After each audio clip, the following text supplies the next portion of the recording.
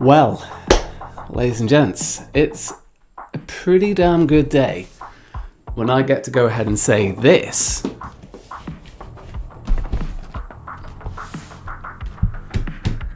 It's the PS5. Let's get into it. Hey up, and welcome to New Rising Media, the home of hands-on reviews and gloves-off opinions about tech and gaming. I'm Jason England, freelance tech and gaming journalist, and I thank you for taking the time out of your busy day to join me on this channel. Cheers. So as I said from the top, we are here with the PS5. I was incredibly lucky enough to get my hands on a pre-order from Game when they were first made available, before it was actually supposed to be available on the website. Sneaky Game, you.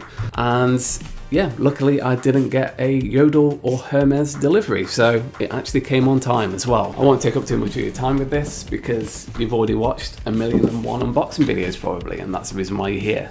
Just get this. Ooh, that sound. So I was actually lucky enough to get two. I got a little nervous that the Game pre-order was going to be delayed, so I took a gamble and I got a second pre-order from Argos. I have no idea how I managed it because Argos is a terrible e-commerce website, but yeah, and I'm going to give the spare one to a mate of mine at no extra charge because I'm not a scalping bellend. So I feel like I'm hiding a lot of the magic here, but we're gonna go through this, do not worry. So, quick start guides.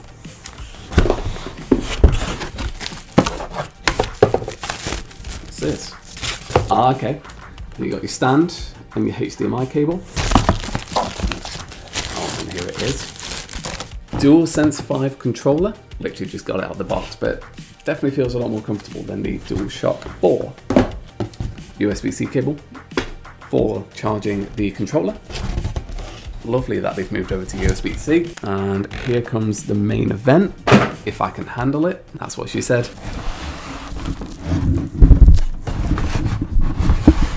Hello, you.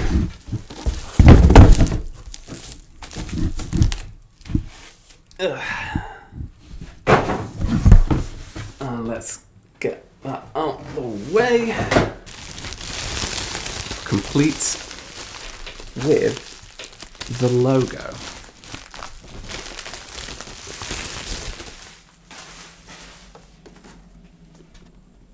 Well, holy crap. I saw all the dimensions on the website and I was expecting it to be a bit of a beast, but it's very different when you get it in person. Like, Jesus. This is humongous. Personally, I'm a fan of the design, but I also completely get that people may not necessarily be the biggest fan of every single skyscraper in Dubai. But I digress. Let's do what every single YouTuber does and do some stylish B-roll of this beast. So if it wasn't already clear by the unboxing, the PS5 is a chunk. It comes in at a sizable 15.4 inches tall, 10.24 inches deep, and 4.09 inches wide. And that's because it focuses on two things, power and cooling as well throughout it. You've got an AMD Zen 2 based CPU with 8 cores at 3.5 gigahertz inside here. You've got a GPU capable of churning out 10.28 teraflops. For anybody who's like, what the hell is a teraflop? It's a term that refers to the processor's capability to calculate 1 trillion floating point operations per second. Essentially how much detail your computer can crunch and throw up on the screen at the same time. That is all done by a custom RDNA 2 GPU architecture, and it's kept nice and zippy with 16 gigabytes of GDDR6 RAM and 825 gigabytes in a custom SSD that is capable of processing up to 9 gigabytes of compressed data every single second. Up front, you've got a UHD 4K Blu-ray drive, USB-A and USB-C ports. Flipping around the back, you've got the rest of your I/O there in terms of 2 USB-A and gigabit Ethernet, a HDMI 2.1 port, and your figure 8 power input. Word to the wise for anyone looking to set it up sideways like I have right here, I'd recommend reading the guide about the stand, because I fell out with trying to make it work in my classic man brain, I decided to try and do it without the guidebook, and the stand just didn't fit for about 10 minutes. So refer to the guide or refer to the teardown video that they did as well. So now that we've done that bit, ladies and gentlemen, how's about we turn it on and let's see what happens here. That's the start screen. We're off to a flyer.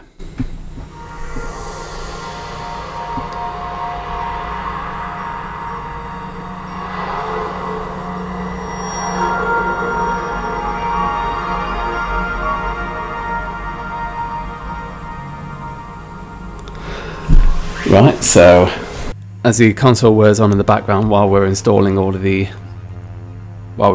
games and such, I can say that setup is an absolute doddle. One really easy part of the setup is the fact that you can actually use your PlayStation app to log into your console, and you do so by scanning a QR code up on the screen, and jobs are good. Hello from the other side of the studio, otherwise known as the spare room, and welcome to the PS5. This is being recorded using the Elgato HD 60S Plus and the Logitech StreamCam.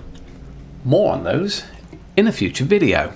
Now, I thought it'd be good to give you a tour to begin with of the OS. So as you've all already seen millions and millions of times, this is basically like a drastically updated, far better version of what you had on the PS4. So everything is split more into cards in the way that it works.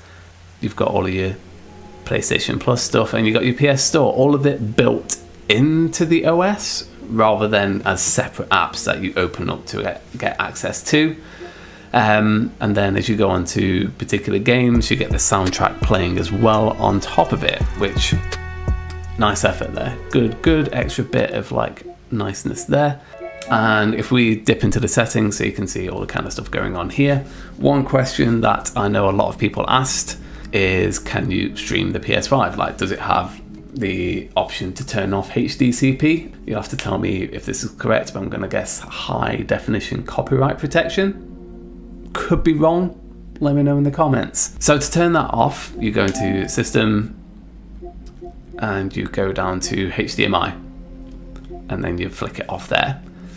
Then you're ready to stream. One behavior that I can't get over at the moment that I'm trying to figure out is that I'm usually just quickly pressing the PS buttons to try and go home, but obviously it brings up like this middle screen of sorts, like this very quick reference menu, whereas beforehand it was the other way around on the PS4, where you pressed it to go back to the home screen and you pressed and held it to bring up like the side menu.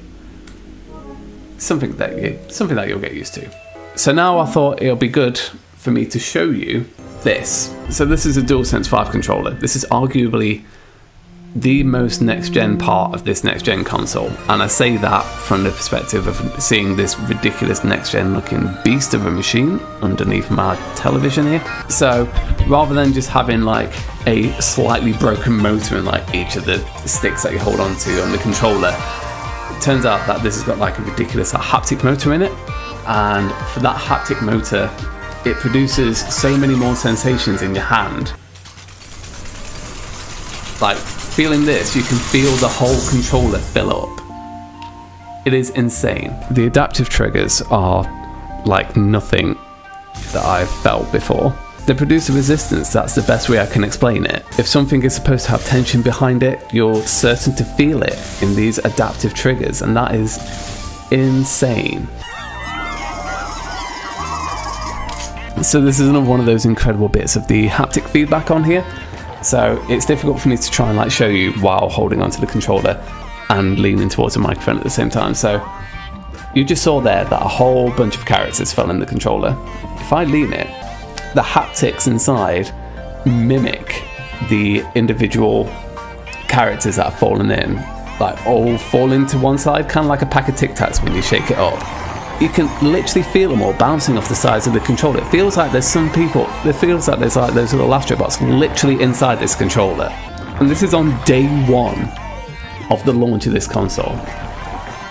I can't begin to describe how excited I am for this next generation sort of interaction with a game. Now this is a pretty good place for us to have a bit of an experiment with it. So as you can see, there's a whole bunch of, well, first of all, playing a bit of Astro Bot on a PS Vita. Can't fault him for that.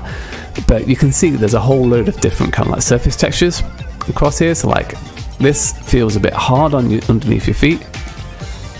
This feels ever so slightly different, like not over the top, but then you go onto the grass and it feels softer, like it feels like you're dragging your feet through it. That it's difficult for anybody to describe to you how this feels, but you need to try it. This is why I said this is probably the most next generation-y bit of this console. It is insane just how much of a tactile feel and how much you, without a less nerdy way of saying this, you feel the game. Now I'm going to put it back to past Jason to finish off this video. So that's it. That was just going to be my experience of taking the whole thing out of the box, getting this beast on the desk, and having a go with the controller and let you know what the haptics and the trigger resistance is like. And so far, color me pretty excited, but I'll leave that to my full review. So what do you think? Are you getting yourself a PS5? Are you going for an Xbox Series X or S?